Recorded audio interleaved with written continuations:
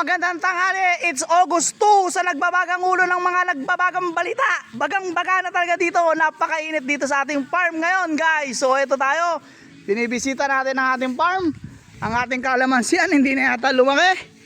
Ayan po, kitang-kita naman ninyo ating kalamansian sa ating farm dito.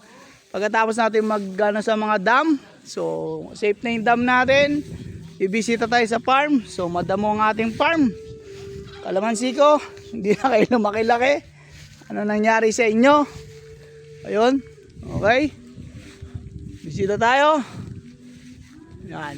So, this is our farm. Nasa 2,700 square meters yan.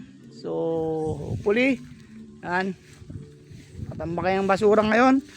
Susunugin natin yan once na maging tag-araw naman. Pagkatapos ng masalimot na bagyo. Yan po. Ito tayo ngayon, bisita ang taas ng mga damo. Nasira yung ating grass cutter. Okay. Bagang-bagang balita. Ito po ulit si Earl, the Pearl de la Rosa. Nagulat. Kaboom!